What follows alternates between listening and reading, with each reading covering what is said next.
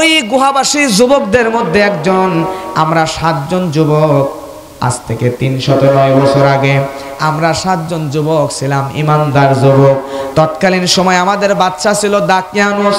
ওই বাচ্চা নিজের মূর্তি বানায়া আমাদেরকে তার মূর্তির পূজা করতে বলে, কিন্তু আমরা 7 জন যুবক ছিলাম ইমানদার, আমরা নিজের জীবন দিয়ে দেব, কিন্তু ঈমান বিক্রি করব না। সুবহানাল্লাহ।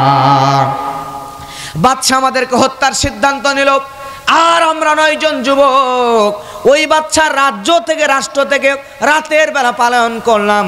পালায়ন করার পরে গভীর রাত্রি যখন শেষ হয়ে যাবে, তখন আমরা একটা পাহাড়ের গুহার মধ্যে আত্মগোপন করলাম। ওই পাহাড়ের গুহার মধ্যে আমরা 7 জন মুমিন যুবক ঘুমায়া গিয়েছিলাম। আমাদের সঙ্গে একটা কুকুরও ছিল। আমরা 7 জন যুবক ঘুম থেকে উঠলাম। ঘুম থেকে উঠে এখানে রুটি কিনতে এসে দেখি এই ঘুমে 1 দিন 2 দিন 1 রাত আধা রাত নয়, বরং একটা ঘুমের মধ্যে আমার আল্লাহ 309 বছর পার করে দিয়েছেন। সুবহানাল্লাহ। ভয় পেও না, আধারে ভয় পেও না, আলো আছে আড়ালে, কালো সব পালিয়ে যাবে তুমি উঠে দাঁড়ালে, কালো সব পালিয়ে যাবে তুমি উঠে দাঁড়ালে। আধারে ভয় পেও না, আধারে ভয় পেও না, আলো আছে আড়ালে, কালো সব পালিয়ে যাবে তুমি উঠে দাঁড়ালে। বালুর ওই বাঁধগুলো চর ভেসে যাবে এলে ঢেউ, দাবানল জ্বললে পরে ফু দিয়ে তা নিভাই কেউ। বালুর ওই বাঁধগুলো চর ভেসে যাবে এলে ঢেউ, দাবানল জ্বললে পরে ফু দিয়ে তা নিভাই কেউ। দিনের পথে চলো যদি, দিনের পথে চলো যদি, শান্তি পাবে ও কালে, কালো সব পালিয়ে যাবে তুমি উঠে দাঁড়ালে। আধারে ভয় পেও না, আধারে ভয় পেও না, আলো আছে আড়ালে, কালো সব পালিয়ে যাবে তুমি উঠে দাঁড়ালে। মরিচিকা হয় না যেন তোমার পথের নিশানা, কোরআনের আয়াত দেখে চললে পাবে ঠিকানা। মরিচিকা হয় না যেন তোমার পথের নিশানা, কোরআনের আয়াত দেখে চললে পাবে ঠিকানা। মঞ্জিল পাবে তুমি, মঞ্জিল পাবে তুমি, পাহাড় বাঁধা মাড়ালে, কালো সব পালিয়ে যাবে তুমি উঠে দাঁড়ালে। আধারে ভয় পেও না, আধারে ভয় পেও না, আলো আছে আড়ালে, কালো সব পালিয়ে যাবে তুমি উঠে দাঁড়ালে। আলহামদুলিল্লাহ। ঐতিহ্যবাহী ফারসো দাখিল মাদ্রাসা স্কুল অ্যান্ড কলেজ, সরকারি প্রাথমিক বিদ্যালয় ও ইউনিয়ন পরিষদ সংলগ্ন জামে মসজিদ প্রাঙ্গণে আজকের এই বাৎসরিক ওয়াজ মাহফিল। আজকের মাহফিলের সম্মানিত সভাপতি জনাব মোহাম্মদ মুজাফফর হোসেন, সম্মানিত চিফ গেস্ট জনাব মোহাম্মদ ইমাজউদ্দিন প্রামাণিক সহ আজকের মাহফিলের সহসভাপতি, বিশেষ অতিথি, আমন্ত্রিত অতিথিবৃন্দ এবং আমন্ত্রিত ওলামায়ে কেরাম সহ আজকের এই কোরআনের মাহফিল, জান্নাতের বাগানের আয়োজন যারা করেছেন, পর্দার আড়ালে বসে আছেন সম্মানিতা অবলা সরলা মা ও বোনেরা, আমার সামনে বসে আসেন কোরআন পাগল দিনদার ইসলাম প্রিয় তৌহিদি জনতা, সকলের জন্য দোয়া করছি এভাবে আল্লাহ তাআলা আমাদেরকে আজকের এই মাহফিলে যেমন একত্রিত হয়ে বসার তৌফিক দান করেছেন, ঠিক তেমন যেন আল্লাহ আমাদেরকে এভাবেই একত্রে জান্নাতে বসবাস করার তৌফিক দান করেন। সকলে বলেন আমিন। প্রিয় ভাইরা, এ কোরআনের মাহফিলে কোরআন শুনতে এসেছেন, কোরআন শুনতে বসেছেন, এজন্য আপনারা খুশি না বেজার? অনেকে হয়তো মনে করতেছেন এত বড় মাহফিল, এতগুলো মানুষ আর এত ছোট বক্তা কি ওয়াজ করবে নাকি? এ চিন্তা কি মাথায় আসতেছে? ভাই আমি বলি, বেড়াল লম্বা না খাটো, মোটা না পাতলা, কালো না ফর্সা, এসব দেখার দরকার নেই। দেখতে হবে বেড়াল ইঁদুর ধরতে পারে কিনা। কথা বলেন ঠিক কিনা? ঠিক তেমন করে আমি বক্তা লম্বা না খাটো, কালো না ফর্সা, মোটা না পাতলা, টুপি লম্বা না খাটো, জুব্বার ঝোল লম্বা না খাটো, এসব দেখার দরকার নেই। দেখতে হবে কোরআন মাজিদ থেকে কথা বলছি কিনা। জোরে বলেন ঠিক কিনা? এখন বলেন তো, এই মাহফিলে এসে আপনারা খুশি না বেজার? আরও জোরে বলেন, খুশি না বেজার? কারা কারা বেজার একটু হাত তুলে দেখান তো। তোলেন। 1 2 3 4 5 6 7 7 জন বেজার। আর বাকিগুলা খুশি নাকি? আসলেই কি বেজান নাকি? ঝুঁকে তালে তুলে ফেলছে। আহারে, আমি বলি তালে ওয়াজ শুনলে হবে না, যেটা বলবে এটা মুখস্থ করে বাসায় নিয়ে যেয়ে আমল করতে হবে। জোরে বলেন ঠিক কিনা? হয়তো কোরআনের টানে ভালোবাসার টানে তুলে ফেলছে, সমস্যা নাই, তবে তোলা যাবে না। আমি মাঝে মধ্যে কিন্তু পরীক্ষা নেব, বুঝতে পেরেছেন? মাঝে মধ্যে এক্সাম নিব, এই জন্য একটু তালে না শুনে মনোযোগ দিয়ে শোনার চেষ্টা করেন, কথাগুলো হৃদয়ের গহীনে যাতে আমি পৌঁছায় দিতে পারি, এই জন্য। কথা বলেন ঠিক কিনা? আমি বলি তাহলে কথা তো শুনবে তারা ছোটাবদ্ধ লোক যারা। আমাদের নওগাঁয় আমি যে এলাকায় বসবাস করি ওই এলাকার আঞ্চলিক ভাষা হচ্ছে এইটা। শ্রোতাবদ্ধ লোক কাদেরকে বলা হয়? যেই সমস্ত লোক আপনাদের ভাষ্যতে আছে কিনা জানি না, দেখবেন প্যান্ট শার্ট টাইকুট লাগায় খুব ভাবসাব নিয়ে ঘুরে বেড়ায়, আসলে বাংলা, ইংরাজি, আরবি, উর্দু, ফার্সি কিছুই জানেও না, বোঝেও না, পারেও না, কিন্তু ওনার কাজই হচ্ছে যেখানেই 2-4 জন মানুষ দেখে গল্প করতেছে ওখানেই যাবে, বুঝুক আর না বুঝুক ওই গল্পে তাল দিবে। এমন মানুষ এলাকায় আছে না নাই? আমাদের নওগাঁ আঞ্চলিক ভাষায় আমাদের এলাকাতে এই সমস্ত লোককে বলি ছোটবদ্ধ লোক। আমার কি কথা কি বুঝতে কষ্ট হয়? আরও সহজ করে বোঝায়। মনে করে নওগাঁ সান্তা রেল স্টেশন থেকে বগুড়ায় প্রত্যেক দিন 2 জন ব্যক্তি যাতায়াত করে। একজন হলো ছোটবদ্ধ লোক, আর একজন হলো চাকুরিজীবী। যিনি চাকুরিজীবী চাকুরির উদ্দেশ্যে যাতায়াত করেন, আর যিনি ছোটবদ্ধ লোক ওনার আসলে কাজ কাম নাই, ট্রেনে উঠে যেখানেই গল্প পায় সেখানেই গল্পে কি করে, তাল মেলায়। এখন এই 2 জন প্রতিদিন যায়।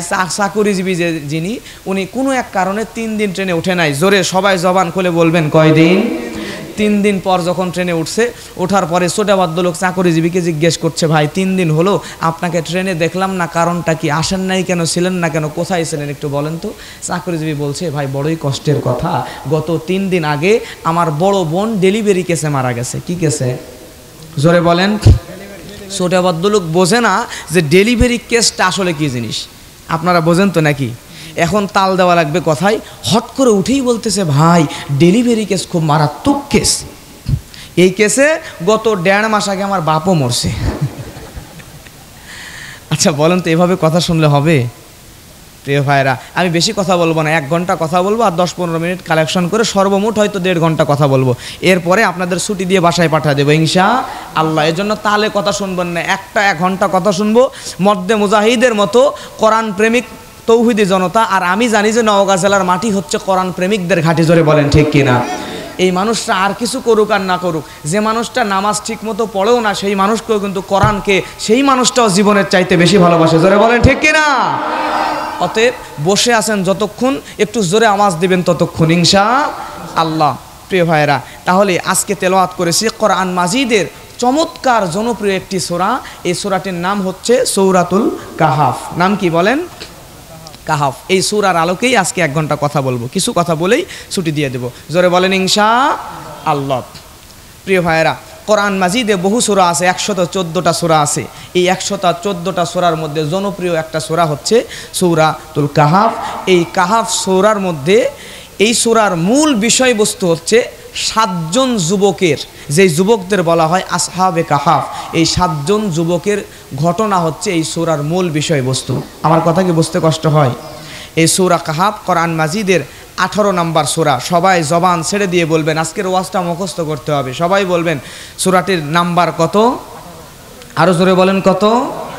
18। এটি মাক্কি সূরা। এই সূরাতে মোট আয়াত আছে 110টি, মোট রুকু আছে 12টি। আর এই সূরার মূল বিষয়বস্তুই হলো 7 জন যুবকের ঘটনা। একটু জোরে বলেন সুবহানাল্লাহ। এবার আসেন এই সূরার ফজিলত কি। আল্লাহর নবীর একজন সাহাবী মরুর বুকে উট নিয়ে চলে গিয়েছেন। নবীজির এই সাহাবী যাওয়ার পরে মাঠে মরুর বুকে মরুভূমির মধ্যে কাজ করতেছেন। কাজ করতে করতে হঠাৎ করে জহুরের রক্ত হয়ে গেল।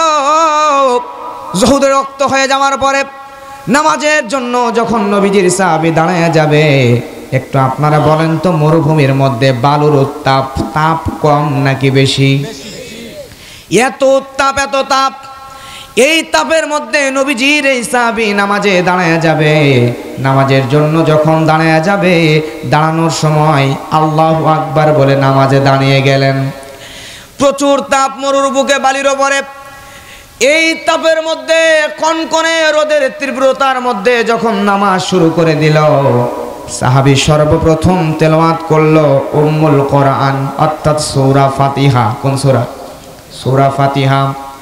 সূরা ফাতিহা তেলাওয়াত করার পরে দ্বিতীয় সূরা মেলানোর জন্য সাহাবী সূরা কাহাফটা তেলাওয়াত করলেন। এই সাহাবী যেনা সূরা ফাতিহা তেলাওয়াত করার পরে সূরা কাহাফ তেলাওয়াত করলেন, হঠাৎ করে তাকিয়ে দেখে অলৌকিকভাবে আসমানের একটা বিশাল মেঘের টুকরা এই সাহাবীর উপরে, যেই মরুর ভিতরে রোদের কনকনা তীব্রতার কারণে টেকা যায় না, সেখানে কোত্থেকে জানি মেঘের একটা টুকরা এসে সাহাবীর মাথার উপরে ছায়া দান করা শুরু করেছে। সুবহানাল্লাহ। সাহাবী অবাক হয়ে গেলেন, নবীজির কাছে এসে বললেন, ইয়া রাসূলুল্লাহ, ইয়া হাবিবাল্লাহ, নবী গো, আপনার কাছে আমার একটা বিষয় জানার আছে।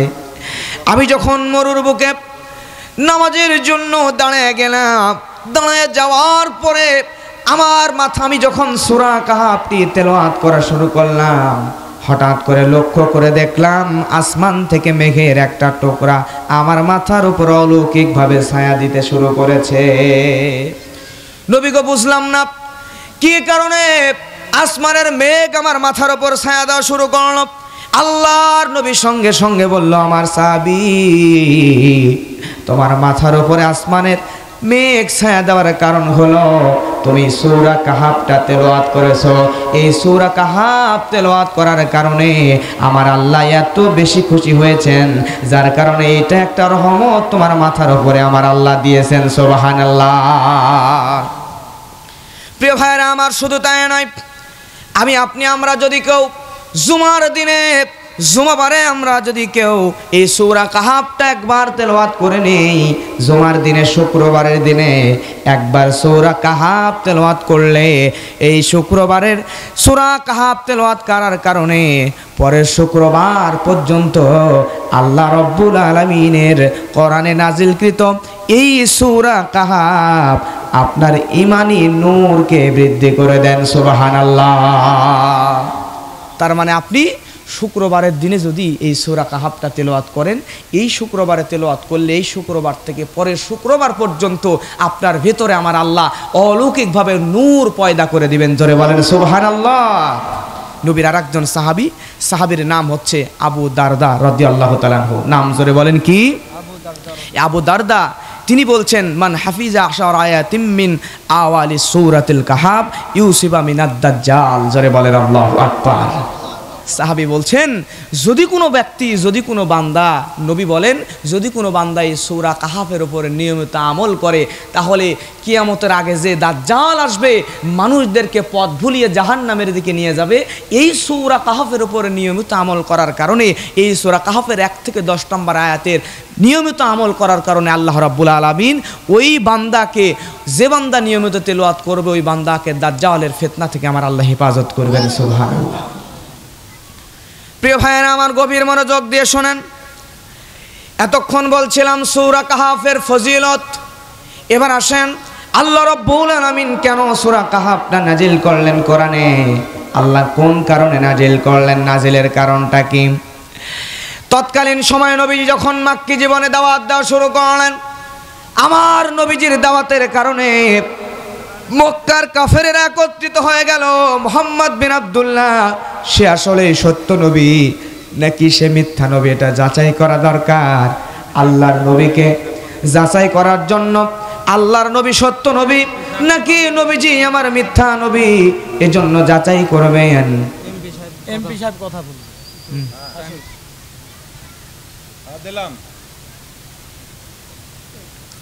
সূরা কাহাফ। এখন আসেন নাজিলের কারণ।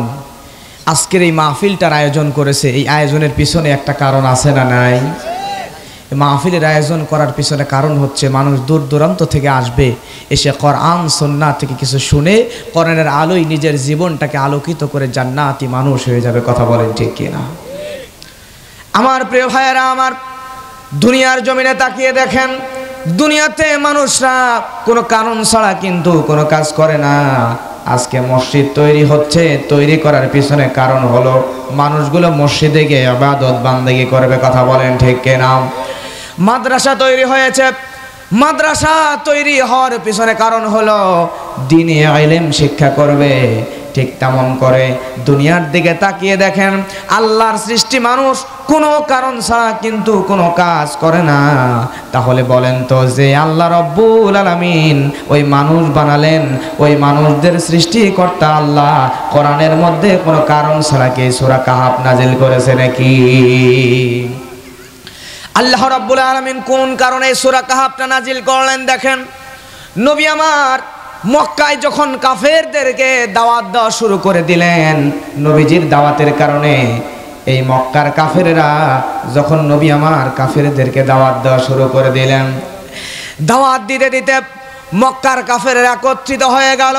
তারা চিন্তা করলো, মুহাম্মদ বিন আব্দুল্লাহ সে কি আসলেই সত্য নবী নাকি মিথ্যা নবী, এটা পরীক্ষা করা দরকার।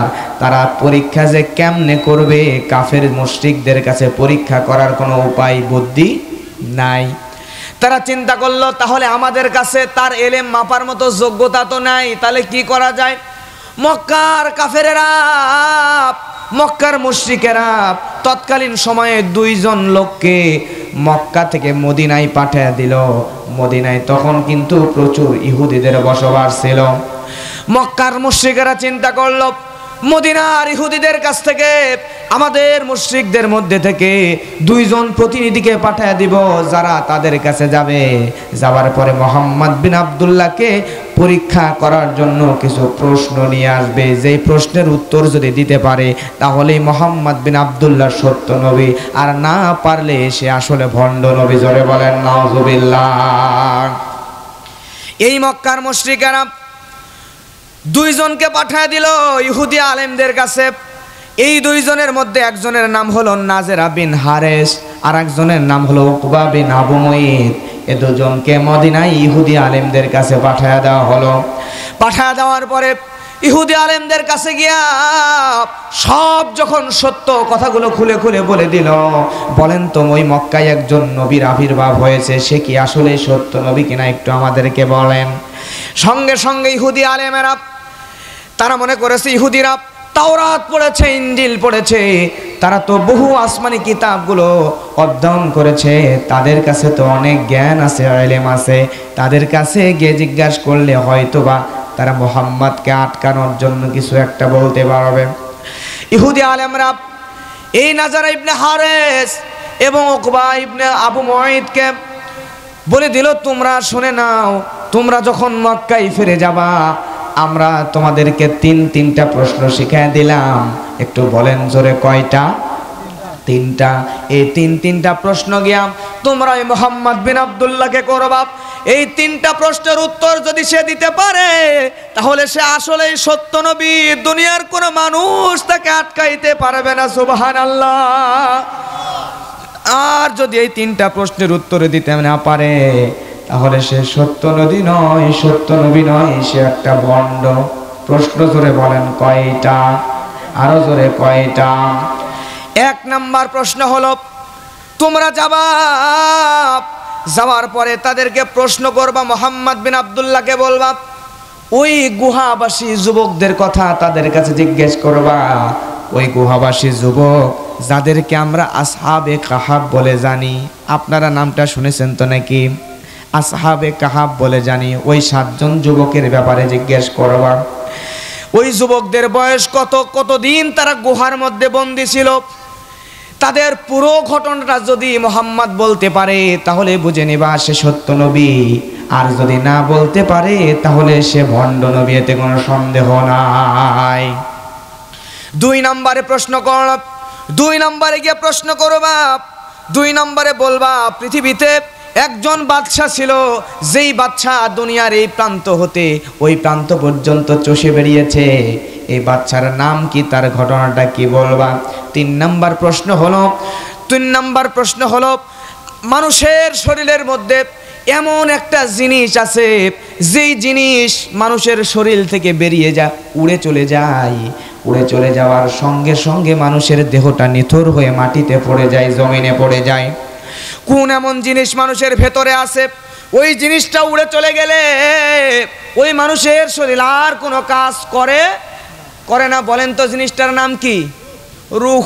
এই রূহ মানুষের মধ্যে আছে এই রুহুর কথা জিজ্ঞেস করো, সে বলতে পারে কিনা?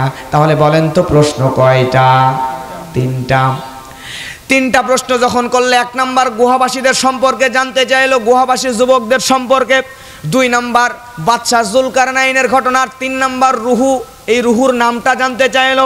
নবীজির কাছে যখন গিয়ে জিজ্ঞেস করলো, বলেন তো আমার নবীজি সব কথা সব কাজ নিজের থেকে করেন নাকি আল্লাহ করান? নবীজির নিজের থেকে করার মতো কোনো ক্ষমতা নাই।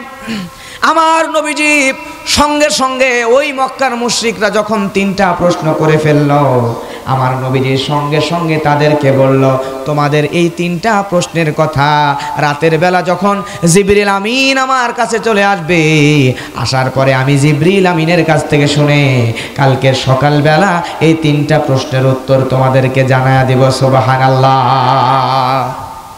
প্রিয় ভাইয়েরা আমার, যখন এ কথা বললো কালকে সকালবেলা রাতে জিবরিল আসবে, কালকে সকালবেলা জানায়া দিব, কালকে সকালবেলা তোমরা আমার কাছে আসো। প্রিয় ভাইয়েরা আমার, নবীজি জানতেন কালকে সকালবেলা আসবে, রাতের বেলা আসবে জিবরিল আমিন। কিন্তু জিবরিল আমিন আর আসলেন না পরের দিন, তারপরের দিনও আসলেন না, তারপরের দিনও আসলেন না। আল্লাহর নবী তো দুশ্চিন্তায় পড়ে গেলেন, চিন্তিত হয়ে গেলেন। প্রিয় ভাইয়েরা আমার, এরকম করতে করতে 1 দিন 2 দিন 4 দিন করতে করতে 15 দিন পার হয়ে গেল। বলেন তো কতদিন? 15 দিন পার হয়ে যাচ্ছে। 15 দিন হয়ে গেল, এখন পর্যন্ত জিবরিল আমিন ওহী নিয়ে আসলো না, ওহী বন্ধ হয়ে গেল। আমার নবীজি চিন্তায় পড়ে গেল, না রে জিবরিল আমিন কেন আমার কাছে আর ওহী নিয়ে আসে না? আমি কি এমন করলাম যার কারণে জিবরাইল আর আমার কাছে ওহী নিয়ে আসে না? আমার নবীজি টেনশনে পড়ে গেলেন, আমার নবীজি চিন্তায় পড়ে গেলেন। এইদিকে কাফেরেরা, কাফেরদেরকে তো নবী বলেছে কালকে সকালবেলা উত্তর দেব, সকালে উত্তর দিতে চাই, 15 দিন হয়ে যায় কিন্তু কোনো ওহী আসে না, নবী উত্তর দিতে পারে না। কাফেরের এদিকে নবীর বিরুদ্ধে উল্টাপাল্টা প্রচার চালায়, নবী মিথ্যাবাদী, নবী আসলে ভণ্ড, নবী আসলে সত্য নবী নয়, কারণ সকালবেলা উত্তর দেওয়ার কথা, এখন 15 দিন হয়ে যায়, এখন পর্যন্ত কোনো উত্তর দিতে পারে না। আমার নবীজি একদম বাইতুল্লাহর চত্বরে, কাবার চত্বরে, আমি কয়েকদিন আগে উমরা করে আসলাম, আল্লাহর নবী ওই বাইতুল্লাহর সামনে একদিকে আছে হাজার আসওয়াদ পাথর, যেটাকে দুনিয়ার মানুষরা বলে জান্নাতি কালো পাথর, এবং মাকাম ইব্রাহিম আছে আর একটা সাইডে, যেখানে হযরত ইব্রাহিম আলাইহিস সালাতু ওয়াস সালামের পায়ের ছাপ আছে। এই মাকাম ইব্রাহিম এবং হাজারে আসওয়াদ, রুকুন ইয়ামিনী, এই সব জায়গাগুলোর মধ্যে নির্দিষ্ট একটা জায়গায় আমার নবীজি বাইতুল্লাহর পাশে বসে আছেন, কাবা ঘরের পাশে বসে নবী আমার আসমানের দিকে তাকিয়ে, নবী আমার মন খারাপ করে বসে আছে, কেন জিবরাইল ওহী নিয়ে আসে না? সময় কয়দিন চলে গেছে? 15 দিন পার হয়ে গেছে, এখন ওহী নিয়ে আসে না।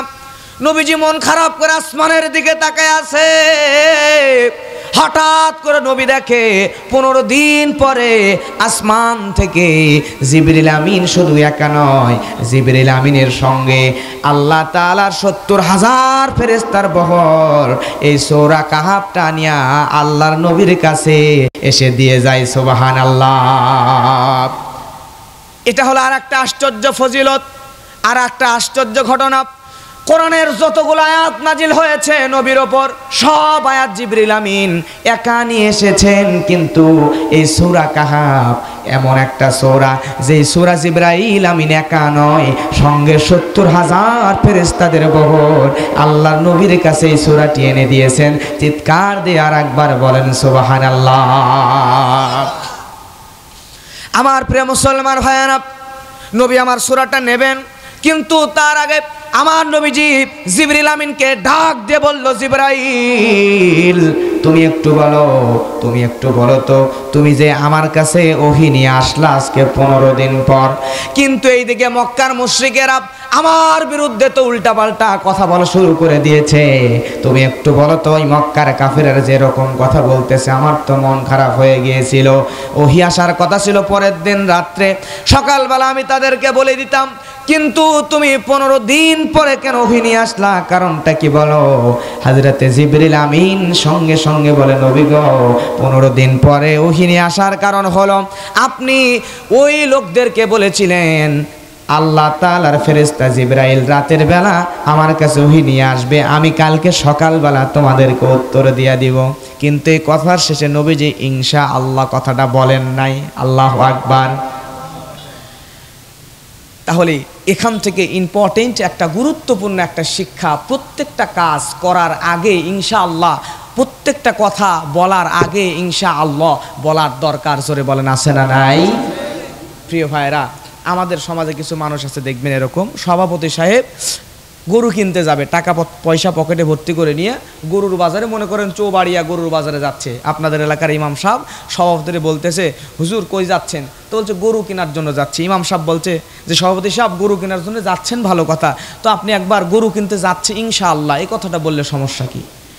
সভাপতি তখন বলে যে টাকা আমার পকেটে রেডি, সব রেডি, টাকা আমার পকেটে করে নিয়ে যাচ্ছি, টাকা একটাও কম নাই, তাহলে আমার টাকা নিয়ে আমি যাচ্ছি, আবার ইনশাআল্লাহ বলবো কিসের দরকারে? এ কথা শুনে ইমাম সাহেব মন খারাপ করলেন। সভাপতি বেচারা টাকা পকেট ভর্তি করে নিয়ে চলে গেছে চৌবাড়িয়া হাটে গরু কেনার জন্য। গরুর বাজারে যায়া গরুর দাম দর করা শেষ করে গরুটা কেবল হাতে নিবে, পকেটের মধ্যে হাত দিয়ে দেখে এইবার পকেটের মধ্যে একটাও টাকা নাই, সব চোর বেচারা চুরি করে নিয়ে চলে গেছে। চোর যখন সব টাকা চুরি করে নিয়ে গেছে, সভাপতি সাহেব পকেটে হাত দিয়ে টাকা নেই, গরু দাম দর শেষ, গরু হাতে নিয়ে বাড়িতে যাবে, টাকা নিতে যেয়ে দেখে টাকা নাই। তখন গরুওয়ালাকে বলতেছে, ভাই টাকা তো নাই, মাথা নিচু করে আছে। গরুওয়ালা বলতেছে, টাকাই নাই মিয়া, আপনি গরু কিনতে আসছেন, যান মিয়া এখান থেকে। সম্মানিত মানুষ, এলাকায় অনেকে সম্মান শ্রদ্ধা করে, এইরকম করে যখন বলছে টাকা না নিয়ে আপনি গরু কিনতে আসছেন কেন লাগে, এই কথা শুনেই সভাপতির মাথা খারাপ, মাথা নিচু করে গরু আর কেনা হলো না, বাড়িতে চলে আসতেছে। মসজিদের পাশ দিয়ে যাচ্ছে, ইমাম সাহেব নামাজ শেষ করে যেই না বের হয়েছে, হওয়ার পরে বলতেছে ইমাম সাহেব, সভাপতিকে বলতেছে, সভাপতি সাহেব আপনি তো গিয়েছিলেন গরু কিনতে পকেট ভর্তি টাকা নিয়ে, কিন্তু গরু না কিনেই ফিরে আসলেন। সভাপতি সাহেব তখন বলতেছে, ইনশাআল্লাহ আমার সব টাকা চোরে নিয়ে চলে গেছে। আচ্ছা বলেন তো, এই ইনশাআল্লাহ এখন বলার দরকার আছে নাকি তখন বলার দরকার ছিল?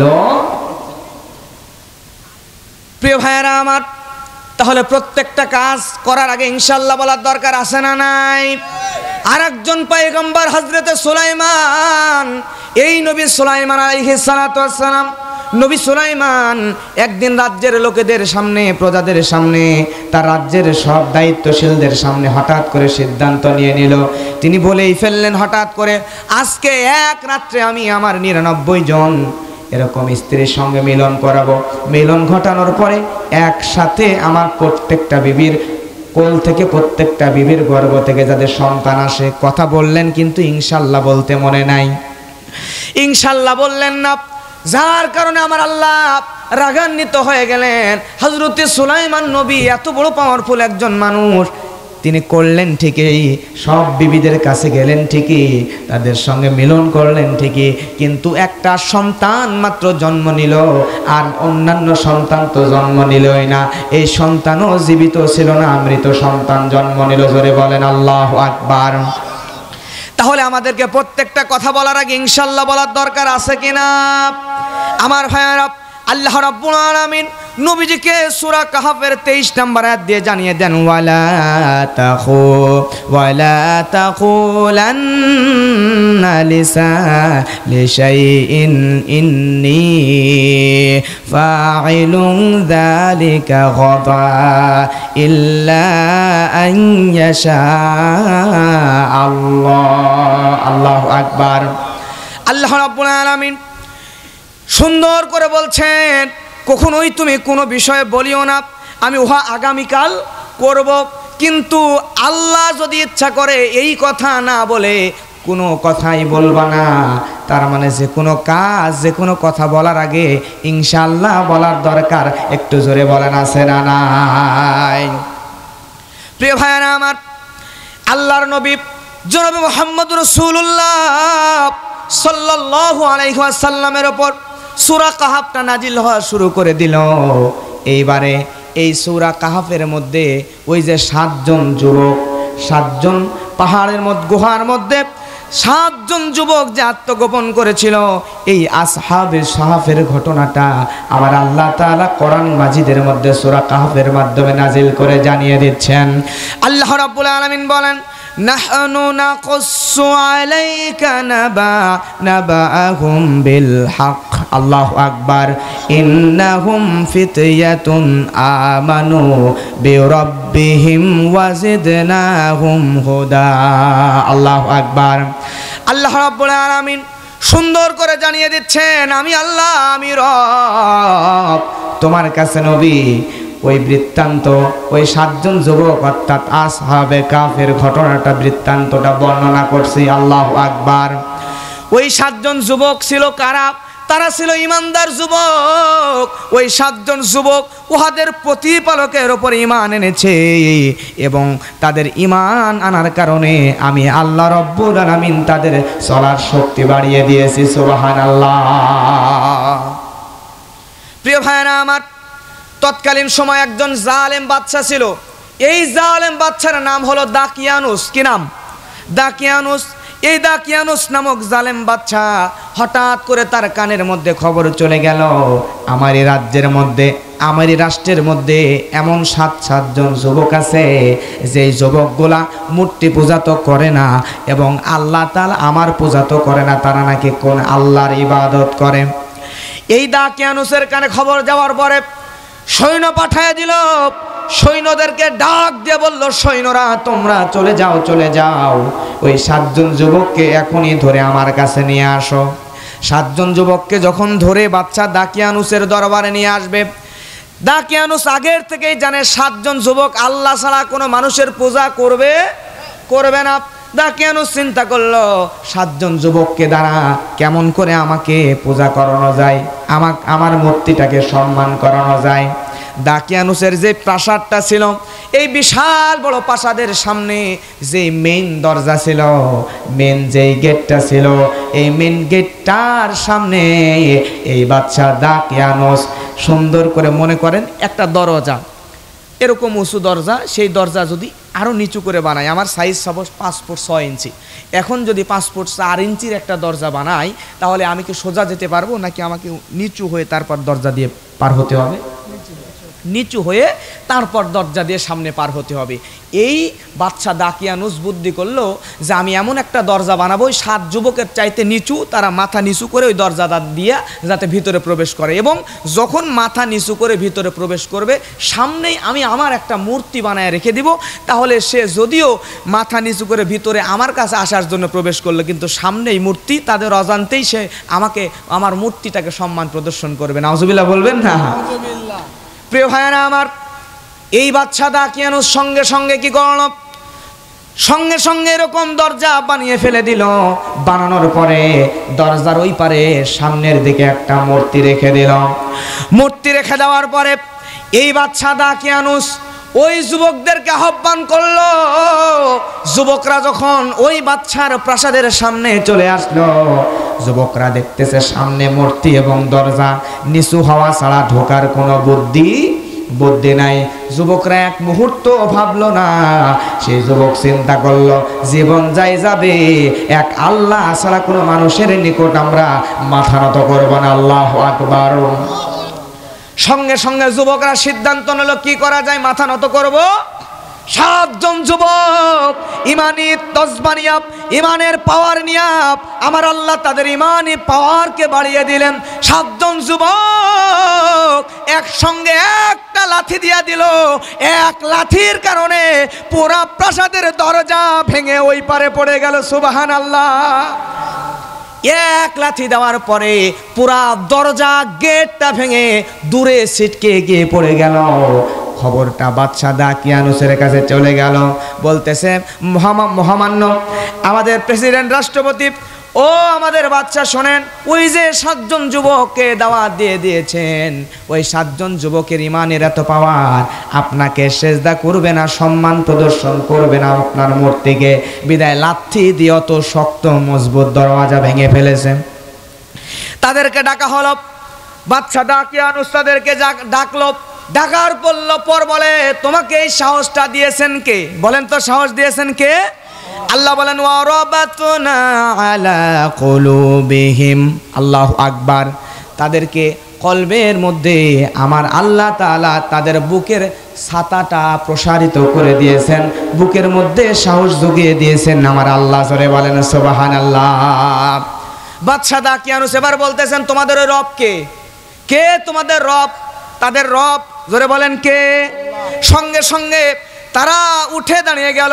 ইয কামু ফাকালু, উঠে দাঁড়িয়ে গিয়ে তারা বলতেছে রব্বুনা রব্বুস সামাওয়াতি, বলেন না রব্বুনা রব্বুস সামাওয়াতি ওয়াল আরদ। আল্লাহু আকবার। আমাদের রব হলো তিনি, আমাদের রব হলো তিনি, আসমান এবং জমিনের মালিক যিনি। সুবহানাল্লাহ। তার মানে বুঝে দিল আসমান জমিনের মালিক যিনি, আমাদের রব হলেন তিনি। এবার বলেন তো আমাদের রবের নাম কি? আমাদের রবের নাম হলো আল্লাহ। প্রিয় ভাইয়েরা আমার, বাদশা দাকিয়ানুস চিন্তিত হয়ে গেল, টেনশনে পড়ে গেল। তারা বলল তোমরা আমাকে রব বলে মেনে নাও। সঙ্গে সঙ্গে তারা বলতেছে লান নাদউ মিন দুনিহি ইলাহাল লাকাদ কুলনা ইযান শাতাত। আল্লাহু আকবার। আল্লাহ রাব্বুল আলামিন জানিয়ে দিচ্ছেন, তাদেরকে যখন বলল, আহ্বান করলো, তখন তারা বলতেছে আমরা আল্লাহ ছাড়া আর কোনো ইলাহকে আহ্বান করি না। যদি আল্লাহ ছাড়া অন্য কাউকে ইলাহ মনে করি, আল্লাহ ছাড়া অন্য কাউকে যদি আমরা রব মনে করি, তাহলে তো আমরা একটা বড় ধরনের পাপের কাজ, গর্হিত কাজ করে ফেললাম। সুবহানাল্লাহ।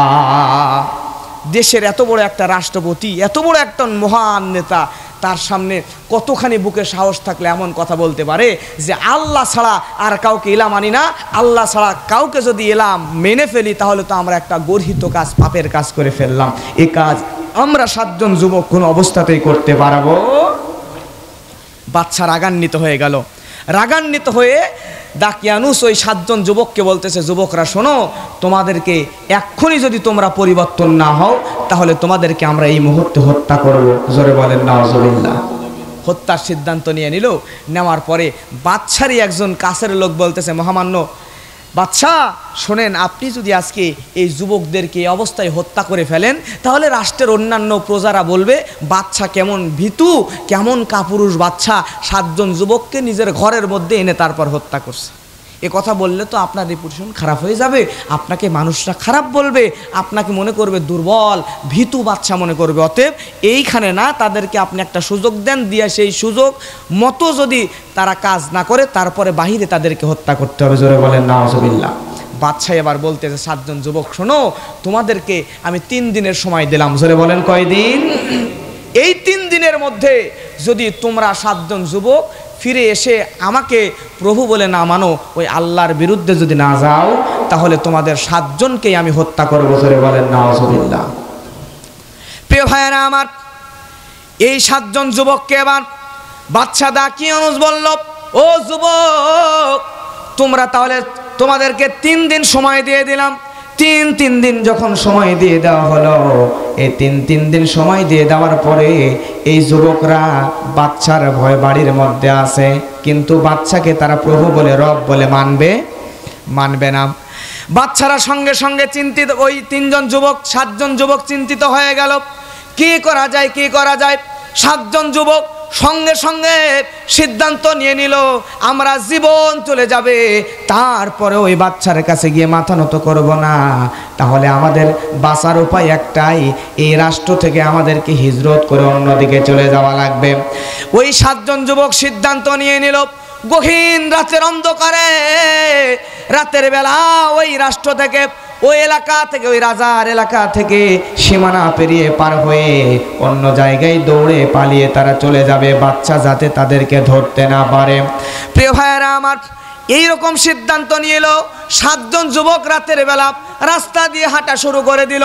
হাঁটতে হাঁটতে গভীর রাতে লক্ষ্য করে দেখে ওই 7 জন যুবকের পিছু নিল একটা কুকুর। জোরে বলেন কি? কুকুর।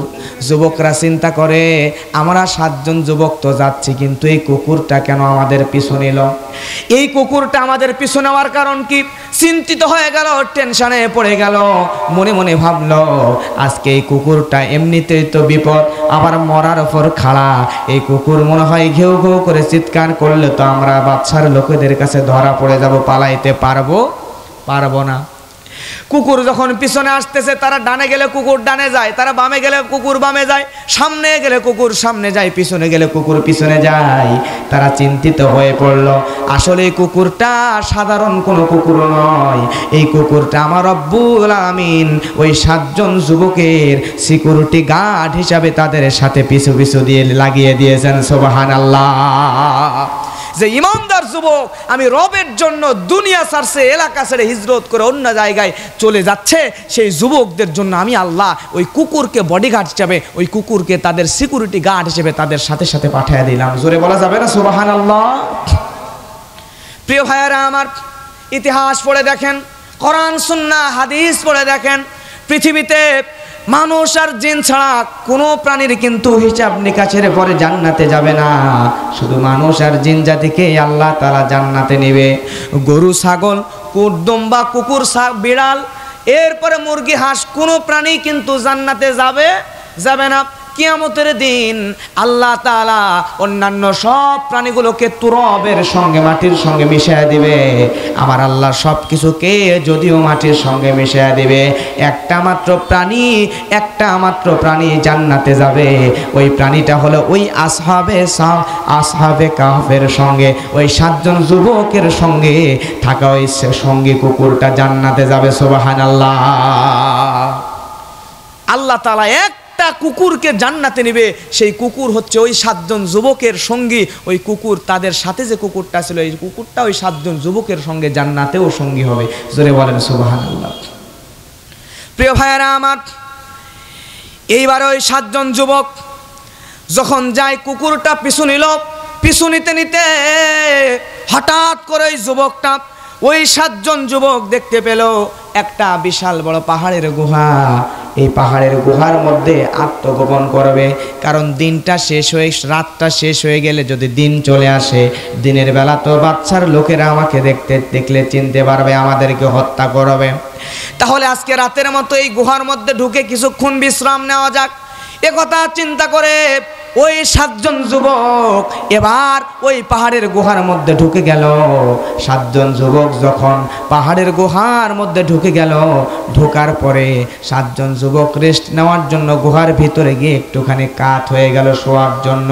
আর ওই কুকুর, যেই কুকুর তাদের সাথে ছিল, ওই কুকুর তাদের সাথে গুহার মধ্যে ঢুকলো না, বরং পাহাড়ের গুহার মুখের মধ্যে পাটা এমন করে সামনে দিয়ে ওই 7 জন যুবককে পাহারা দেওয়া শুরু করে দিল। সুবহানাল্লাহ। এই 7 জন যুবক এরকম দৃশ্য দেখে অবাক হয়ে গেল, একটা কুকুর আমাদেরকে পাহারা দেয়, ডানে গেলে ডানে যায়, বামে গেলে বামে যায়। এই চিন্তা, এই বিষয়গুলো দেখার পরে আসহাবে কাহফের যুবকরা পাহাড়ের গুহার মধ্যে থেকে আল্লাহর কাছে একটা দোয়া করলো। এই দোয়াটা রব্বুল আলামিন আমরা সব মানুষদেরকে কোরআনের মধ্যে দিয়ে জানিয়ে দিচ্ছেন, শিখিয়ে দিচ্ছেন। জোরে বলেন সুবহানাল্লাহ। যারা জানেন আমার সঙ্গে বলেন, আসহাবে কাহফের ওই 7 জন যুবক গুহার মধ্যে পড়ছে, ইযা ওয়াল ফিতয়াতু ইলাল কাহফি ফাকালু রব্বানা, পড়েন রব্বানা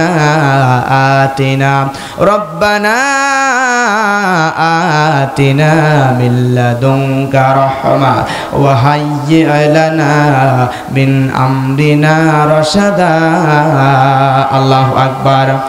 আল্লাহ রাব্বুল আলামিনের কাছে ওই 7 জন যুবক যখন তারা আশ্রয় নিল, নেওয়ার পর আল্লাহকে বলছে, হে আমাদের প্রতিপালক, হে আমাদের রব, হে আমাদের আল্লাহ, আল্লাহু আকবার, ও আমাদের আল্লাহ, তুমি তোমার নিজ হইতে আমাদেরকে অনুগ্রহ দিয়ে দাও, আমাদের কাজকর্ম সঠিকভাবে পরিচালনার ব্যবস্থা করো।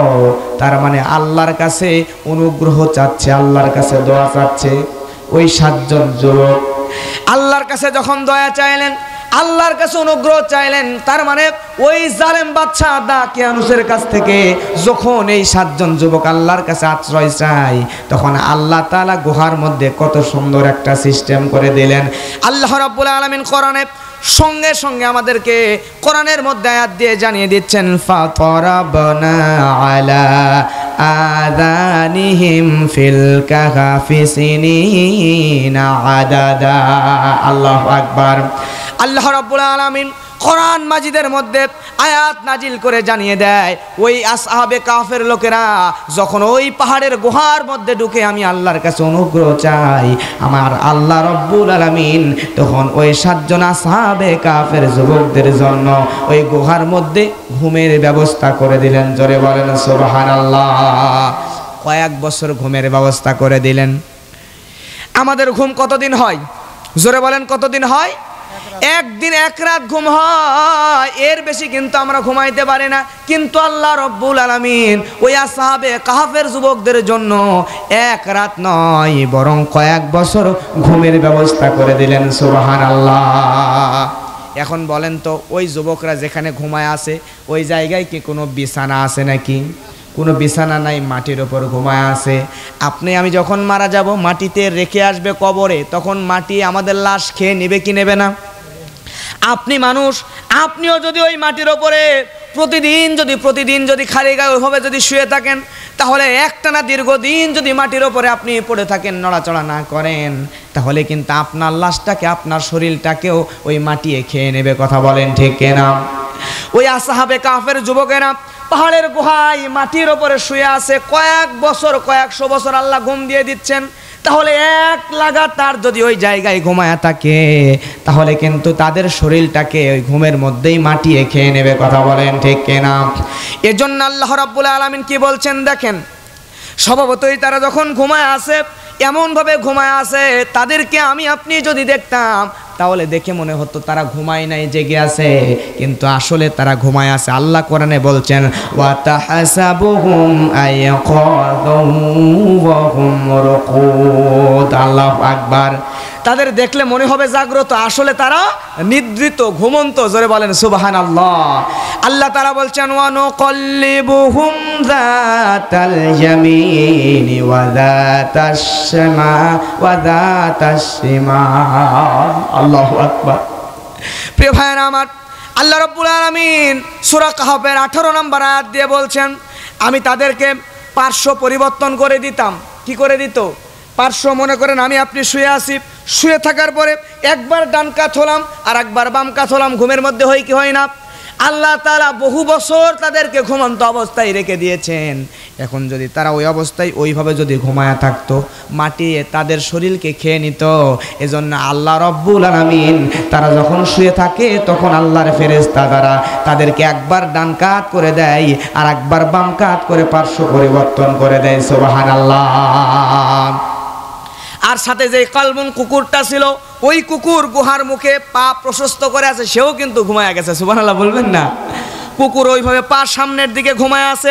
আর 7 জন যুবক পাহাড়ের ভিতরে ওই গুহার মধ্যে 7 জন যুবক, তারাও ঘুমন্ত অবস্থায় আছে। তারা যদিও ঘুমায় আছে, কিন্তু আল্লাহর ফেরেশতারা এসে এসে একবার ডান কাত করে দেয় আর একবার বাম কাত করে দেয়। শুধু তাই নয়, সূর্য যখন উদিত হয়, রব্বুল আলামিন কত মহান, তারা শুধু দোয়া করেছে, আল্লাহ তুমি অনুগ্রহ দান করো, আমাদের সঠিক একটা ব্যবস্থা করে দাও। রব্বুল আলামিন শুধুমাত্র তাদেরকে ঘুম দিয়েই তাদের জীবন বাঁচায় দেয় নাই, ঘুম যাতে ভেঙে না যায়। বলেন তা, আমি আপনি যখন ঘুমায়া যাই, তখন সকালবেলা সূর্য উদিত হলে জানালা দেয়া সূর্যের আলো চোখে মুখে লাগলে ঘুম ভেঙে যায় কে যায় না? এখন ওই 7 জন যুবক পাহাড়ের মধ্যে, গুহার মধ্যে ঘুমায় আছে। এখন যদি সূর্যের তাপ চলে আসে, সূর্যের আলো যদি পাহাড়ের গুহার মধ্যে ঢুকে যায়, তাহলে তো এই 7 জন যুবকের চেহারার মধ্যে সূর্যের আলো লেগে যাবে। সূর্যের আলো চেহারার মধ্যে লাগলে ওই 7 জন যুবকের তো ঘুম ভেঙে যেতে পারে। এজন্য রব্বুল আলামিন ওই সূর্য যখন উদিত হয়, ওই সূর্যের আলো রব্বুল আলামিন পাহাড়ের গুহার মুখে না দিয়ে আল্লাহ একবার দক্ষিণ দিক থেকে উদিত করেন, আবার অন্য পার্শ্ব থেকে সূর্যটাকে অস্তমিত করেন।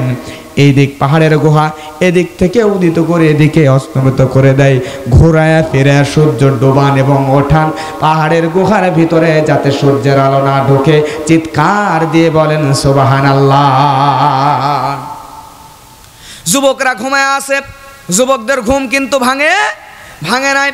আল্লাহ রাব্বুল আলামিন কোরআন মাজিদের মধ্যে এটাই জানিয়ে দিচ্ছেন। শুধু তাই নয়, আমার নবীকে বলছেন, নবী হে, ওই যুবকরা গুহার ভিতরে আর ওই কুকুরটা গুহার মুখে এমনভাবে কুকুরটা বসে আছে যে কোনো মানুষ আপনি যদি দেখতেন তাহলে ওই কুকুরের হিংস্র চেহারা দেখে, ওই কুকুরের ভয়ার্থ চেহারা দেখে আপনি আতঙ্কগ্রস্ত হয়ে যেতেন।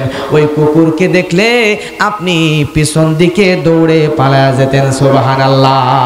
তার মানে যদিও কেউ ভুল করে ওই পাহাড়ে গুহার মুখ দিয়ে ভিতরে ঢোকার চেষ্টা করে, ওই কুকুরের ভয়ঙ্কর চেহারা দেখেই কুকুরের আক্রমণ থেকে বাঁচার ভয়ে গুহার মধ্যে তো ঢুকবেই না, ভোঁদড় দিয়ে পালায়া চলে যাবে। সুবহানাল্লাহ বলবেন না?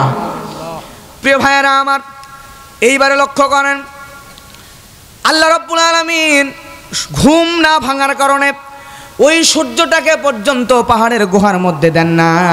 এবার বলেন তো, ওই আসহাবে কাহাফের যুবকরা কতদিন ঘুমিয়েছিল? 5 দিন না 10 দিন না 1 বছর না 2 বছর? জানার দরকার আছে না নাই? আল্লাহ রাব্বুল আলামিন জানাচ্ছেন, ওয়ালাবিথু ফি কাহাফিহিম 300 সিনিনা ওয়াসদাদু তিসআ। আল্লাহু আকবার। আল্লাহ রাব্বুল আলামিন কোরআন মাজিদের মধ্যে সূরা কাহাফের 25 নম্বর আয়াত দিয়ে জানিয়ে দেয়, আমি আল্লাহ রাব্বুল আলামিন ওই যুবকদেরকে 300 বছর এবং আরো 9 বছর, অর্থাৎ 309 বছর, 309 বছর এই গুহার মধ্যে ঘুমায় রেখেছিলাম। বলেন তো, 309 বছর ঘুমায় থাকা এটা কি সম্ভব? কিন্তু আমার রব মহান আল্লাহ যদি চান তাহলে মানুষকে এইভাবে 309 বছর ঘুম দিয়েও ওই বাদশা দাতিয়ানুস থেকে হেফাজত করতে আমার আল্লাহ জোরে বলেন পারেন কিনা? এই যুবকরা 309 বছর ঘুমালো। 309 বছর ঘুম এদিকে হয়ে গেছে অলরেডি। এখন 309 বছর মানে বাদশা দাকিয়ানুসের জামানা পাল্টে গেছে। এবার নতুন একজন মুমিন বাদশা ওই রাষ্ট্রের মধ্যে হয়েছে, মুমিন মুসলমান ইমানদার বাদশা। তবে এই বাদশার জামানায় ওই এলাকার মধ্যে কিছু নাস্তিকের আবির্ভাব হয়েছে। নাস্তিক কি বোঝেন তো? পরকালে বিশ্বাস যারা করে না। প্রিয় ভাইয়েরা আমার, এই নাস্তিকের আবির্ভাব হয়ে গিয়েছে। যাওয়ার পরে এই নাস্তিকরা করলো কি? এই নাস্তিকগুলা প্রিয় ভাইয়েরা আমার, তারা বলা শুরু করলো, আল্লাহ মৃতকে কেমনে জীবিত করবে? এটা সম্ভব নয়। পরকালে তার মানে তারা বিশ্বাস করে না।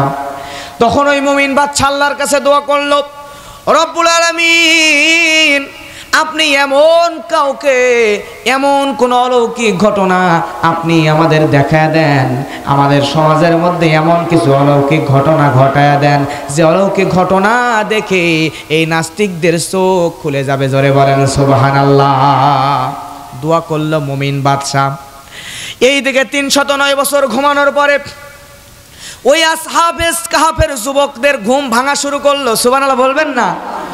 আসহাবে কাহাফ অর্থাৎ গুহাবাসী ওই 9-7 জন যুবক এবং কুকুর, তাদের যখন ঘুম ভেঙে যায়, ঘুম ভাঙানোর পরে আল্লাহ তাদেরকে এবার জাগ্রত করলেন। জোরে বলেন কে? আরো জোরে বলেন কে? জাগ্রত করলেন আল্লাহ তাআলা। এটাও কোরআনের মধ্যে বলছেন।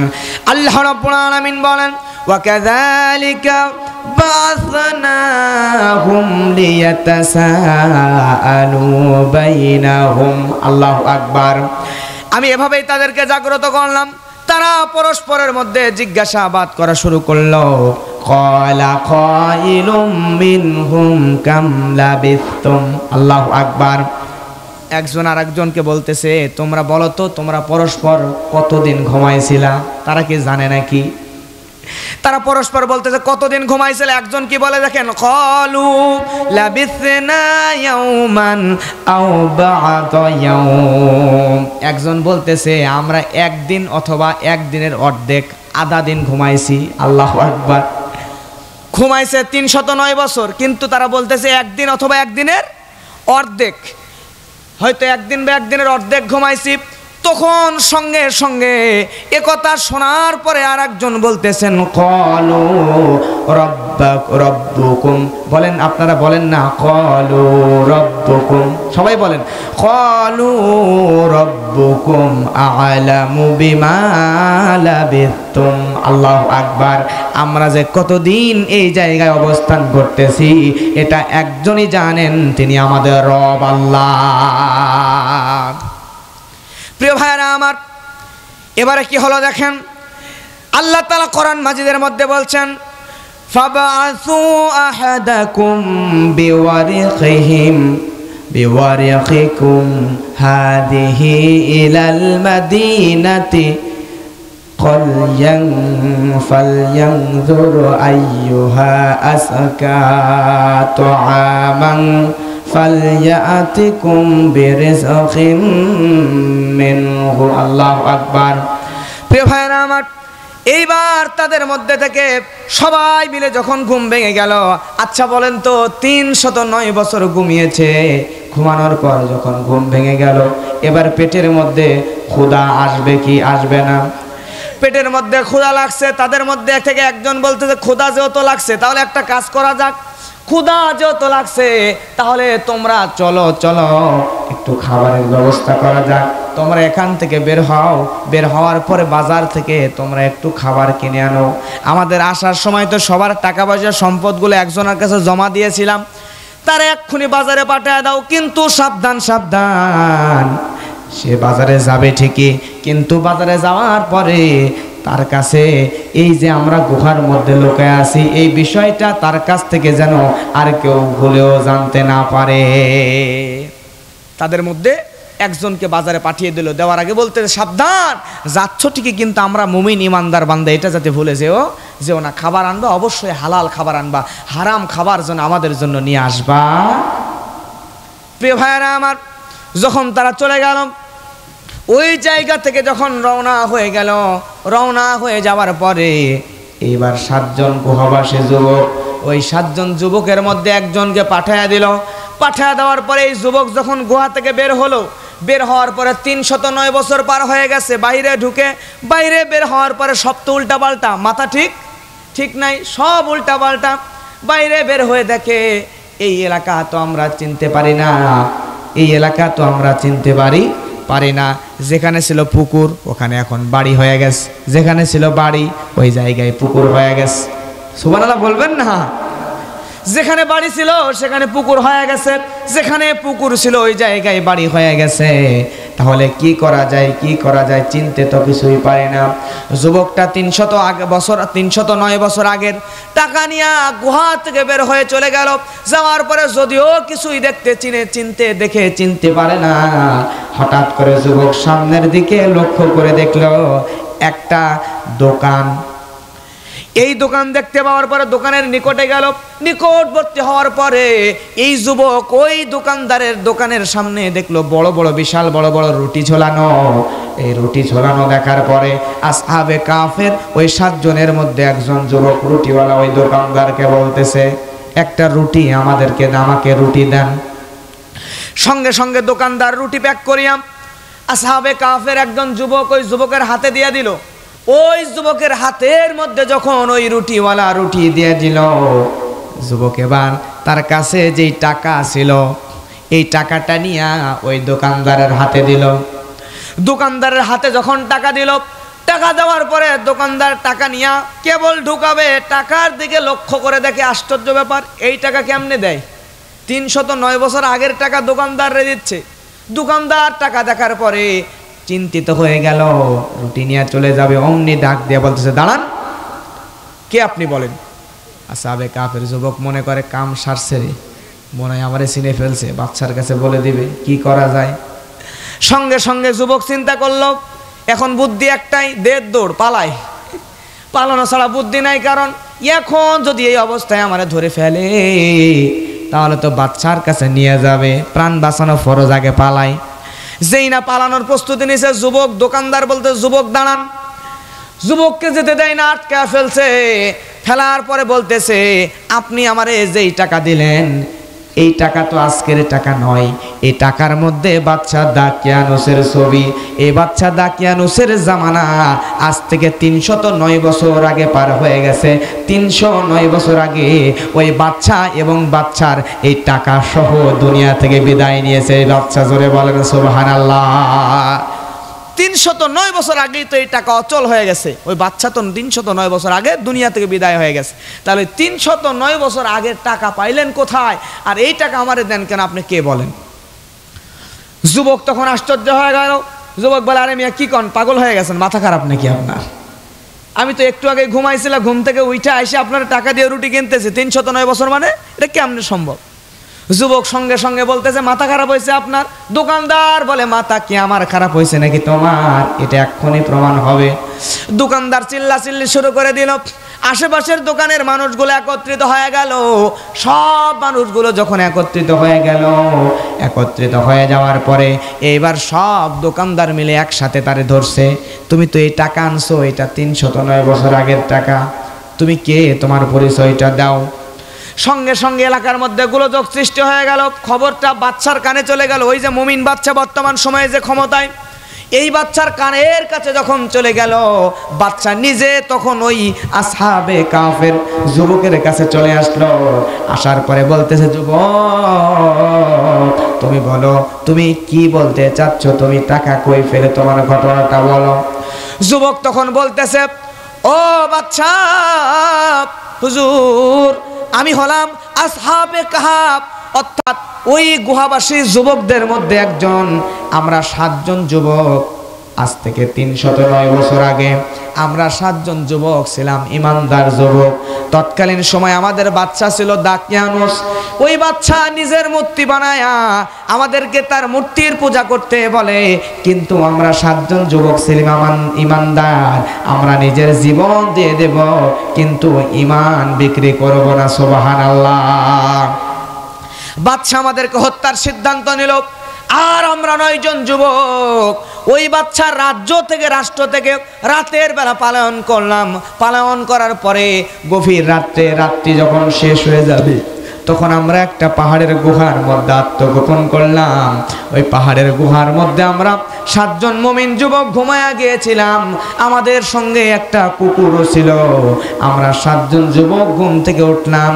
ঘুম থেকে উঠে এখানে রুটি কিনতে এসে দেখি এই ঘুমে 1 দিন 2 দিন 1 রাত আধা রাত নয়, বরং একটা ঘুমের মধ্যে আমার আল্লাহ 309 বছর পার করে দিয়েছেন। সুবহানাল্লাহ। মুমিন বাচ্চা চিন্তা করে, হারে আমি তো এই দোয়াই আল্লাহর কাছে করেছিলাম, আল্লাহ রব্বুল আলামিনের কাছে আমি তো এই দোয়াই করেছিলাম, বলেছিলাম আল্লাহ আপনি এমন কিছু অলৌকিক জিনিস দেখায় দেন যে অলৌকিক জিনিসের কারণে এই নাস্তিকেরা ইমানদার হয়ে যাবে। জোরে বলেন সুবহানাল্লাহ। বাচ্চা বলল, যুবক তুমি যদি সত্য ঘটনা বলে থাকো, তাহলে তোমার আর 6 জন যুবক এবং ওই কুকুর কোথায়? তখন যুবক বলতেছে, বাচ্চা আমার আর 6 জন যুবক এবং কুকুর ওই গুহার মধ্যে লুকায় আছে। বাচ্চা বলেন, আমাদেরকে তুমি ওইখানে নিয়ে চলো। সঙ্গে সঙ্গে বাচ্চার কথা শুনিয়া যুবক ডাক দিয়ে বলে, মোহাম্মদ বাচ্চা, আপনাকে আমরা নিয়ে যেতে পারি, কিন্তু শর্ত হলো একটা, আপনাকে নিয়ে যাব, আপনি গুহায় যাবেন, কিন্তু সরাসরি গুহায় যে তাদের সামনে যাইতে পারবেন না, একটু আড়ালে থাকতে হবে, আত্মগোপনে থাকতে হবে।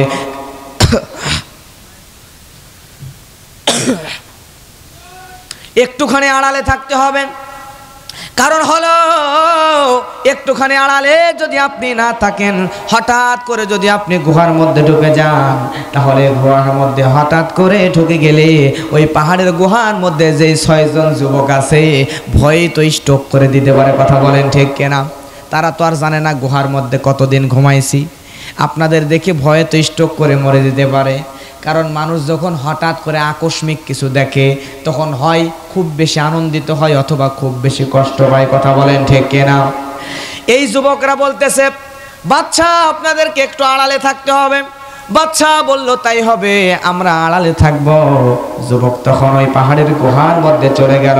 যাওয়ার পরে 6 জন আসহাবে কাফের আর 6 জন যুবককে বলতেছে, ও ভাইরা, ও আল্লাহর মুমিন বান্দার, আল্লাহর গোলামেরা, আমরা যে পাহাড়ের গুহায় ঘুমিয়েছিলাম, আমরা একদিন আধা দিন নয়, বাইরে গিয়ে বুঝতে পারলাম আমাদের আল্লাহ, আমাদের সৃষ্টিকর্তা, আমাদের পালনকর্তা রব আল্লাহ আমাদেরকে 309 বছর পাহাড়ের মধ্যে এক ঘুমে কাটায়া দিয়েছেন। সুবহানাল্লাহ। বাকি 6 জন আশ্চর্য হয়ে গেল। সবাই তখন বলতেছে এটা কেমনে সম্ভব? ওই যুবক 7 জন যুবকের সঙ্গে যখন রাষ্ট্রের লোকেরা মুমিন বাচ্চা দেখা করলো, ওই একজন বলতেছে এখন তো আর দাকিয়ানুসের আমল নাই, জামানা নাই, 309 বছর আগেই সে মারা গেছে। এখন বর্তমান সময় যে বাচ্চা, এই রাষ্ট্রের যিনি বাচ্চা, তিনি হলেন আল্লাহর মুমিন বান্দা, তিনি হলেন ইমানদার। আমরা এখন বাহিরে বের হলে কোনো সমস্যা নাই। ওই বাচ্চা এসে দেখলো যা ঘটনার তাই সত্য। সুবহানাল্লাহ বলবেন না? ওই গুহার মধ্যে আরো 6 জন যুবক আছে এবং আরেকটা কুকুর আছে। ওই কুকুর আর ওই 7 জন যুবককে সঙ্গে বাচ্চা বলল, আপনারা 7 জনকে আমি রাষ্ট্রীয় মেহমান বানিয়ে আমার প্রাসাদে নিয়ে যেতে চাই, আমার সঙ্গে আপনারা চলেন, রাষ্ট্রীয় মেহমান হিসেবে আপনারা থাকবেন, আপনাদের মেহমানদারি করব, রাষ্ট্রে ইচ্ছা মতো থাকবেন, খাবেন, ঘুমাবেন, যা ইচ্ছা করবেন। সঙ্গে সঙ্গে 7 জন যুবক বলতেছে, বাচ্চা আমরা এখানে যে 309 বছর ছিলাম, এটা হলো আল্লাহর নিয়ামত। কার নিয়ামত? বাচ্চা দাকিয়ানুসের থেকে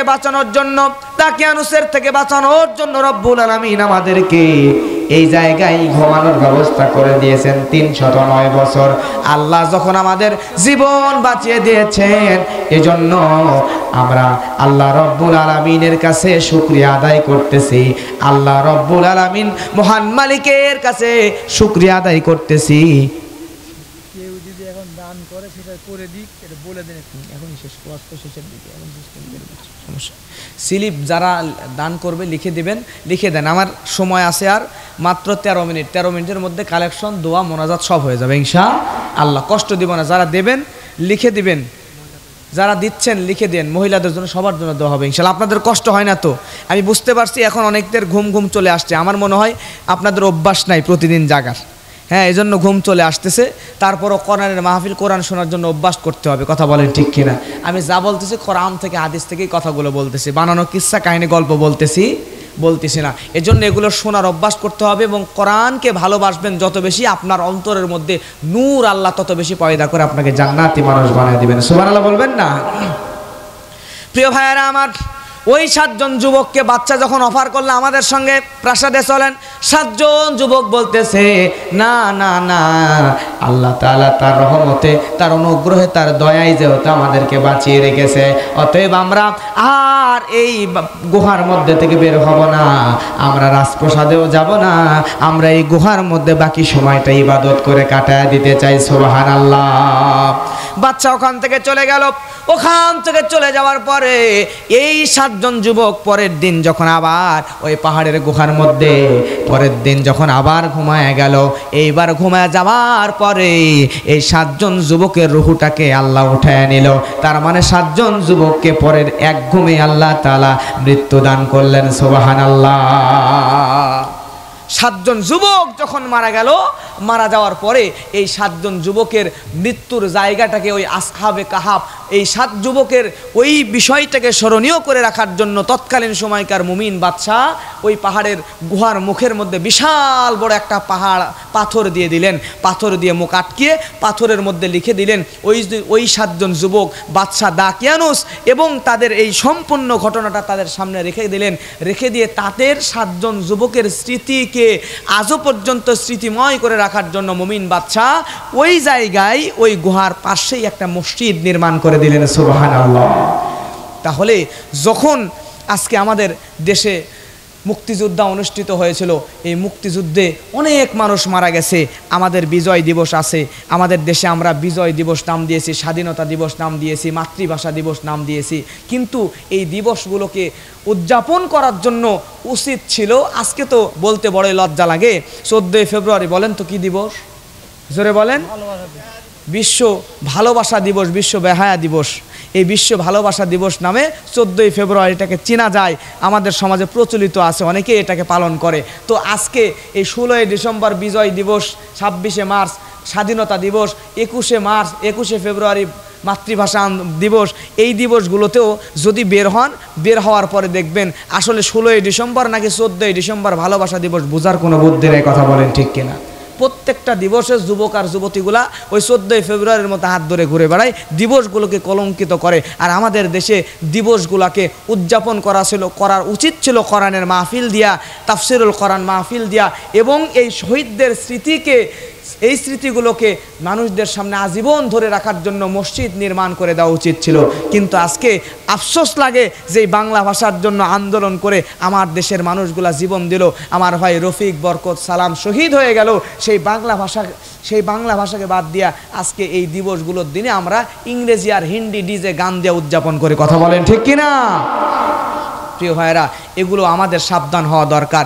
শহীদদের স্মৃতি আমাদের আঁকড়ে রাখার জন্য তাদের উদ্দেশ্যে মসজিদ বানায় দেন, গানের আয়োজন, ডিজে গান, হিন্দি গান এগুলো দিয়া সমাজকে কলুষিত করে যুবক যুবতীদের নষ্ট করে দেওয়ার কোনো দরকার নাই। আজকে আপনাদের এলাকায় একটা মসজিদ তৈরি হয়েছে, এই মসজিদটা হচ্ছে না,